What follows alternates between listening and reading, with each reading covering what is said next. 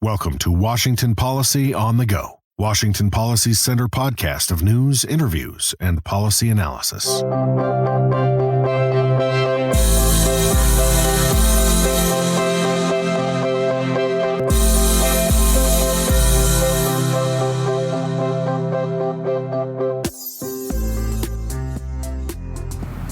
Welcome to another edition of Washington Policy on the Go. This is David Bose, Communications Director for Washington Policy Center. This week, we're taking a look at something the legislature is up to. Originally, we thought the carbon tax issue was dead. Turns out, like Frankenstein, it's alive yet again. Here to talk about with us is a Center Director for the Environment for Washington Policy Center, Todd Myers. Todd, I think both you and I thought that this thing was put to rest, kind of surprisingly died out earlier in the session. How does the carbon tax rear its head one more time? Well, they have tried to directly pass either what's called a cap and trade system or a carbon tax, which are two forms of the same thing, which charge you for emitting CO2 emissions, primarily from gasoline, but also from electricity and home heating and things like that. So they proposed a cap and trade bill last year. They proposed it again this year. That died. What they're now trying to do is sort of a backdoor, which is that it gives the governor authority to do this. So the governor can come up with a policy like a cap and trade where it puts a cap on the total amount of CO2 emissions in the state and simply let the governor do it. And the only requirement that they have is that the governor send them a report in January of next year. That's it. That's the only oversight the legislature has. And you and I both know how carefully the legislature reads all of the reports that they get. Well, that's right. I think this is the best of all possible worlds in some way for legislators because they can claim that they have taken action on climate change to fight the climate crisis, which of course they say is an existential crisis, but they don't have to take credit for the taxes. Right? That was done by the governor's office or a state agency or something like that. This is similar to what they did in California, where the legislature passed what's called AB 32. And then all it said was, okay, California Air Resources Board, find a way to restrict CO2 emissions. And they came up with all the rules. And the legislators could take credit without having to pay the penalty. That's what I thought. So this is basically an elaborate roundabout way. When you say, for example, last year the carbon tax bill died, part of that's because voters stomped it to death, right? I mean, correct. Yeah, 1631, which is 2 years ago. Voters voted 57-43 against it.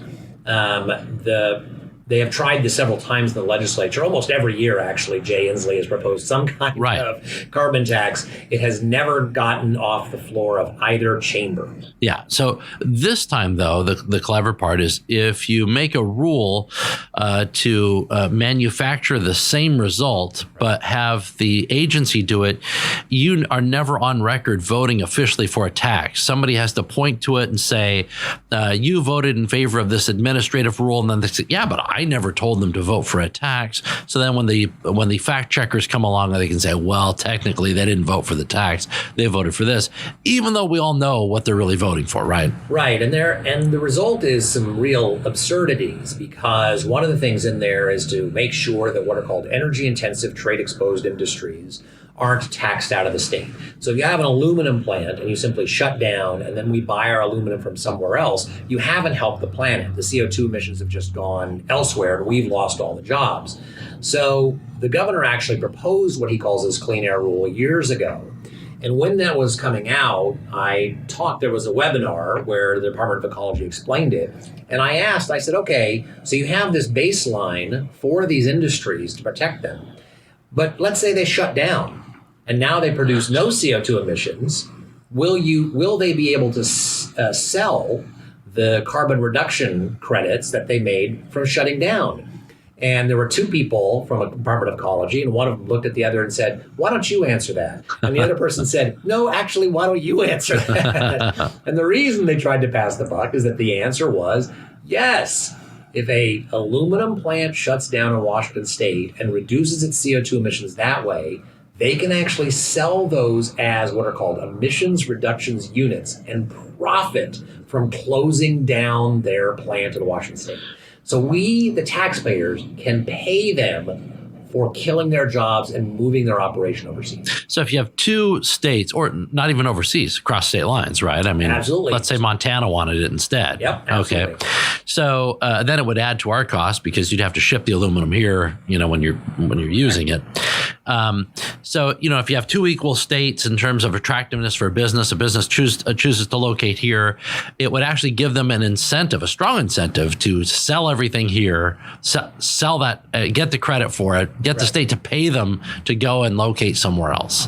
That's exactly right. And so that's the problem with trying to calibrate these. What they will say is, oh, no, we've thought of that. We've thought about how to protect our industries. But when you actually look at the rules that they've come up with, they're rather absurd.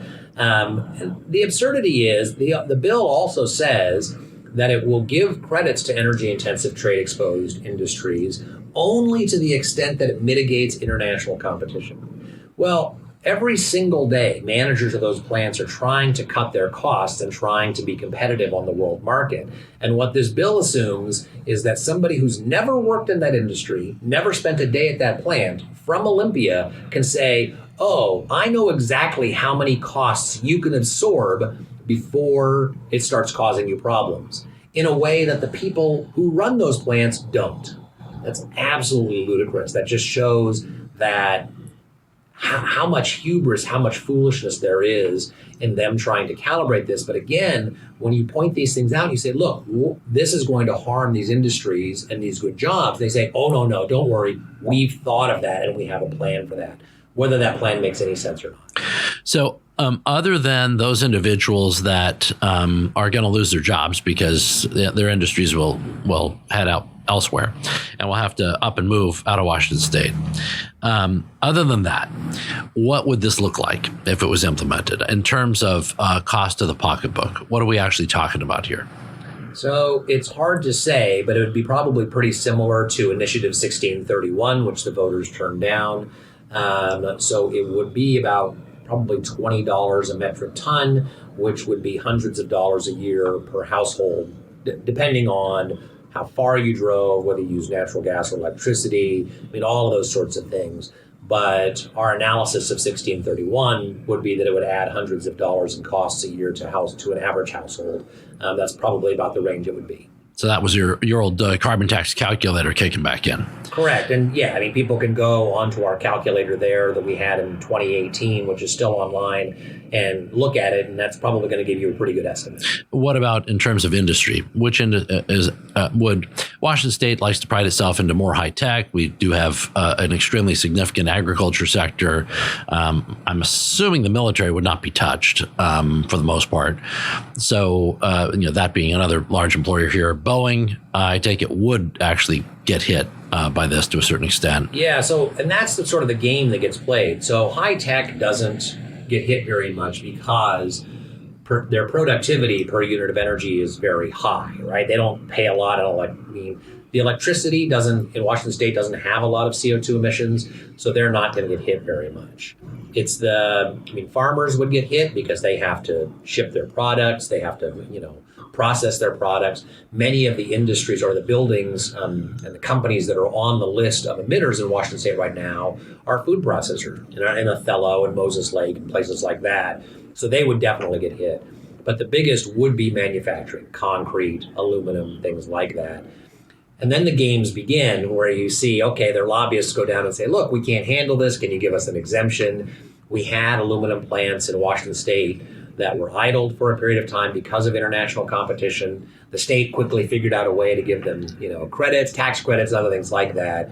So all of those things would likely occur. So it becomes a game of who has the best lobbyists, which is a very dangerous position to be in if you're trying to have good policy. It's also a direct hit at blue collar jobs, right? I mean, a lot of the jobs that we're talking about here are like I worked at oil refineries when I was a young man, and the pay was extremely good. There's obviously greater hazard working there, but you had a high paying job where somebody could actually, provide for their family, and each one of these industries has that going for it. But if you drive them out of Washington, you're really driving away a demographic, subgroup of blue collar workers, telling them, hey, there's no future for you here.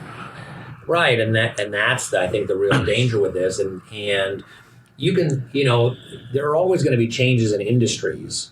But what you don't want is policy that just simply feels good but doesn't do anything for the environment to kill an industry in Washington. Feels good for some, right? I mean, exactly. they're going to feel good about themselves passing it. But you brought that up, and I'm glad, because the other thing to emphasize, I think, is, let's say the business sells off all their credits and moves to another state, and now they're polluting there. Washington State, at least we can say, well, we saved our carbon emissions, right? I mean, but it doesn't work that way. It's not like litter, where we could say, well, we picked up all the litter here, we don't have a litter problem, right? Right, and that's the thing about carbon dioxide, is that anywhere it's emitted in the world has the same impact. It's not like smog, right? Emitting smog only affects a local area. CO2, that's not the case. So if you simply push manufacturing out of the state, you're not doing anything good. In fact, you're probably doing something bad, because not only are you now manufacturing it elsewhere, which may be more inefficient, you're also having to ship it. So it's really cutting off your nose to spite your face. But those sort of difficulties are felt by just a few people. But the warm glow of environmentalism, is there forever. Yeah. And so they can claim, oh, look how good we are. And this is why Washington misses all of its CO2 reduction targets, is the things that we do when we pass make very little difference. They cost a lot, they sound good, but they don't have the benefit that's promised. And we need to turn that on its head. We need to have policies that cost very little, but have very high effectiveness. And right now, we have policies that cost a lot and have very small levels of effect. I feel like if there was an environmental Batman, he would have that bat signal, like the green bat signal would go up, but he would never show, because the entire point of showing it, there'd be this big problem. You'd say, call in the Batman, green bat, and then you'd show the bat signal up in the sky, and then everybody would congratulate themselves on having solved the problem, stop the crime lord, because the virtue signaling's already there. Look, we called Batman. Yeah. The fact that he didn't show is not our fault. Right, it didn't work, but we sure meant well. I mean, that was really solid. We worked really hard on that one, and that's really the issue. And then if you kick it, let's say it doesn't go to another state, but it goes overseas to some other country, there's no guarantee that the pollution wouldn't get worse.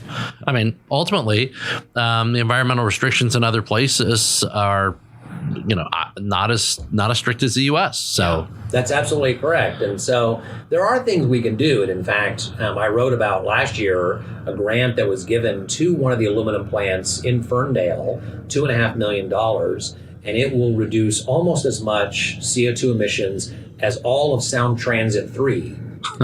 Sound Transit 3 costs more than $50 billion. Worth every penny. That's right.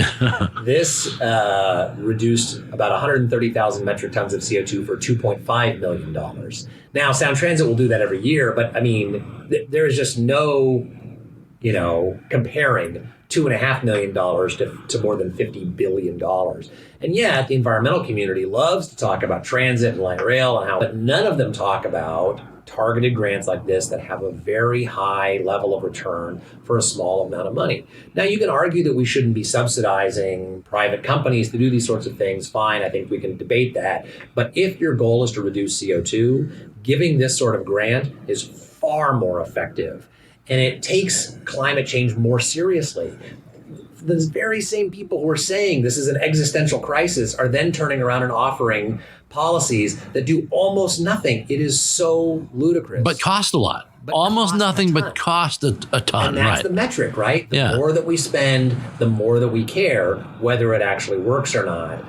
Free markets don't allow you to do that, right? If you are wasting money out of your own pocket and you're not getting what you want, you're not getting energy efficiency, you're not getting fuel efficiency, then you're going to do something else. You're not going to keep wasting that money because it's your money. It's only when you can spend other people's money to virtue signal that we get really dumb policies like we have. Well, they're like the worst significant other. They're like one of the stereotypical significant others in an 80s romantic comedy or something where, their idea of how much someone loves them is based on how much money is spent, not on what's actually done for them, which is, it's incredible to me how often this comes up as a theme for your research, where you'll point out something that's right there in the raw data.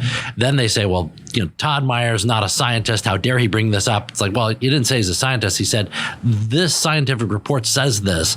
And then it's almost as though the report itself doesn't exist. The fact that you are wanting to deny someone the ability to virtue signal makes them angry that you're pointing to something that would accomplish more for less. It's a bizarre phenomenon to me. And I'm not making up the data. Right. I'm simply right pointing there. them out. Yeah. I'm simply saying, look, here is your own data that says that this is a dumb way to do things. And their answer generally is, well, you just don't care about the planet. No, actually, I'm the one who cares about the planet because I'm the one who wants to make sure that what we do is effective and doesn't just make us, look like good politicians so that we can have something to put on our, campaign flyers next time. That's the key. But again, the free market doesn't allow you to do that. You can't just waste a bunch of money and then shrug your shoulders because it's your money. Eventually, you will realize I should probably stop doing this because I'm just wasting money. Right.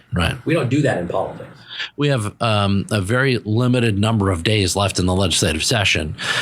My understanding from things I've heard from friends is that there's a tremendous amount of pressure to try to get this thing through because it's almost like people are high-fiving themselves behind the scenes saying, hey, we've found a way to create this carbon tax without actually passing a carbon tax. So, a lot could change between now and then. You never know what's going to happen. There was obviously a very strong message sent by voters the last time they tried to pass this, but as you point out, this is a camouflage tax, so to speak. But if you had to take out the crystal ball and prognosticate like Johnny Carson of old, what was that guy's name? Something the Magnificent. Do you remember that? Karnak the Magnificent. If you had to guess what that was, what do you think is going to happen? They're going straight to the millennials. The Johnny Carsons, the 1980s sitcoms. Don't get me started on the YPs right now, because I got to tell you, I'm thinking, somehow they skip Gen X, and on behalf of Gen Xers out there, we're like the middle child, trying to get everybody to get along. We're trying to help out each. Now the boomers and the younger generation seem to be worn it out, and we've been forgotten. So, I'm bridging that gap. I'm taking the Nickelodeon approach and just bridging that gap. So, well, with regard to the final days of the legislative session, back to that. I don't know whether the sort of backdoor carbon tax will pass. I think people need to pay attention to that. It seems very unlikely that what's called the low carbon fuel standard will pass. They tried to pass a rule that would reduce the carbon intensity of motor fuels that would have a very high cost, 20, 30, even over 50 cents a gallon when it was fully implemented. That seems like it is dead. And this sort of last minute effort to give the governor all this authority, I think, is a response to the fact that that's dead. So they may slip it in, right? I mean, a lot of things happen at the end of the session, and people need to pay attention and reach out to their legislators to express their position. We'll find out what's going on next week. I'm sure we'll have an update once the legislative session wraps up. This is Washington Policy on the Go, the official podcast of Washington Policy Center. David Bowes, Communications Director, as your host. Don't forget also our Solution Summit is coming up on April 14th. Todd will be there. He'll be hosting a roundtable where I think that's capped at about 50 people. They'll be able to come in, ask you any question they want about your area of research. You're also hosting 80 sitcoms, frankly. 80 sitcoms, that also works. I'll be hosting a sub-panel.